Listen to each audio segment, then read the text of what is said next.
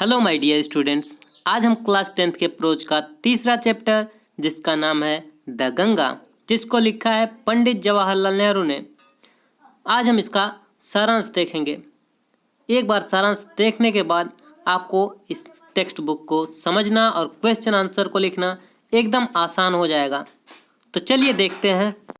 मुझे भारतवासियों से इतना अधिक प्रेम और स्नेह मिला है कि मैं जो कुछ भी करूं उसका एक अंश भी नहीं चुका सकता, और वास्तव में प्रेम जैसी अमूल्य वस्तु को चुकाया ही नहीं जा सकता। अनेक लोगों की प्रशंसा की गई है, कुछ का सत्कार भी किया गया है, परंतु भारत में रहने वाले लोगों की सब जातियों का इतना अधिक प्यार मुझे मिला है कि इसने मुझे अभिभूत कर दिया है। मैं केवल आशा ही व्यक्त कर सकता हूँ कि अपने जीवन के शेष समय में मैं अपने लोगों के साथ तथा उनके प्यार के अयोग्य सिद्ध नहीं होऊंगा। मैं अपने असंख्य साथियों और सहकर्मियों का और भी अधिक ऋणी हूँ। हम सभी लोग महान कार्यों में इकट्ठे हिस्सेदार रहे हैं और इनमें अनिवार्य रूप से आने वाले सुखों और दुखों के भागीदार रहे हैं।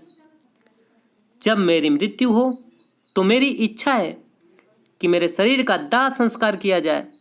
यदि मेरी मृत्यु विदेश में हो तो मेरे शरीर का दाह संस्कार वहीं कर दिया जाए और मेरी अस्थियां इलाहाबाद भेज दी जाएं।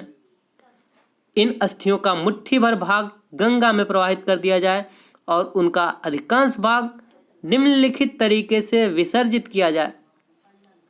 इन अस्थियों के किसी भी भाग को बचाकर ना रखा जाए। जहां तक मेरा संबंध है, मेरी इस इच्छा का कि मेरी अस्थियों का कुछ भाग इलाहाबाद में गंगा में डाल दिया जाए कोई धार्मिक महत्व नहीं है। इस मामले में मेरी कोई धार्मिक भावना नहीं है।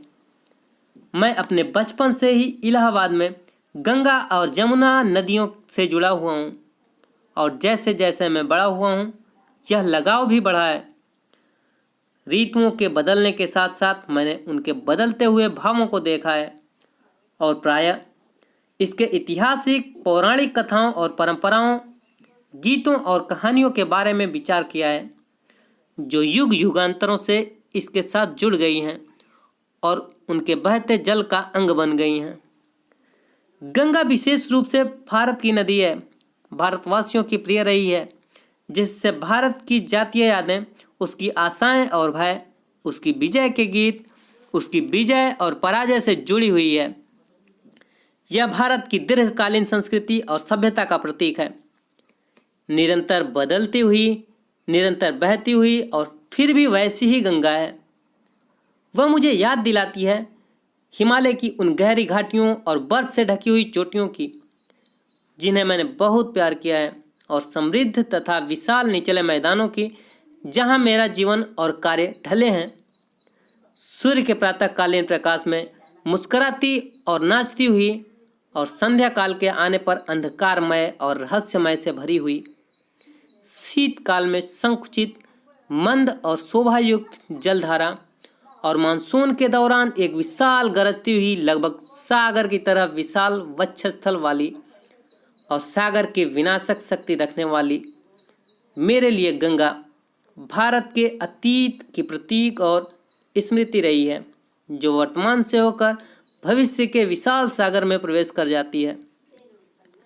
और यद्यपि मैंने काफ़ी प्राचीन परंपराओं और रीति रिवाजों के अधिकांश भागों को छोड़ दिया है, और मैं उत्सुक हूँ कि भारत स्वयं को उन बेड़ियों से मुक्त कर ले जो उसे बांधती हैं और बाध्य करती हैं, और उनके लोगों को विभाजित करती हैं, और उनमें असंख्य का दमन करती हैं, और आत्मा तथा शरीर के स्वतंत्र विकास को रोकती हैं।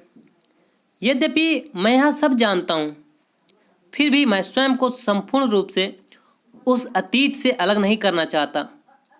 मुझे उस महान विरासत पर जो हमारी रही है और हमारी है गर्व है, और मुझे बोध है कि मैं भी सब की तरह उस अटूट कड़ी का एक अंग हूँ, जो भारत के अति प्राचीन अतीत के इतिहास से जुड़ी है। मैं उस कड़ी को नहीं तोड़ूंगा, क्योंकि मैं इसे बहुमूल्य समझता हूँ और इससे प्रेरणा ग्रहण करता हूँ, और अपनी इस इच्छा और भारत के सांस्कृतिक विरासत के प्रति मेरी अंतिम श्रद्धांजलि के साक्षी के रूप में मैं यह प्रार्थना कर रहा हूं कि मेरी मुट्ठी भर अस्थियां इलाहाबाद की गंगा में प्रवाहित कर दिया जाए, जो उस विशाल सागर में चली जाए जो भारत के समुद्री तटों को धोता है। मेरी अस्थियों के अधिकांश भाग को अन्य प्रकार से विसर्जित किया जाए। मैं चाहता हूं कि इन्हें वायुयान में रखकर आकाश में ऊंचा ले जाया जाए और उस ऊंचाई से उन्हें हमारे खेतों में बिखेर दिया जाए, जहां भारत के किसान कठिन परिश्रम करते हैं ताकि वह भारत की मिट्टी में मिल जाए और भारत का एक अभिन्न अंग बन जाए। मैं यह वसीयतनामा और इच्छा पत्र नई दिल्ली में 21 जून 1954 को लिखा है। Thank you. अगर मेरी वीडियो आपको अच्छी लगी हो तो मेरे वीडियो को लाइक, शेयर और चैनल को सब्सक्राइब करें।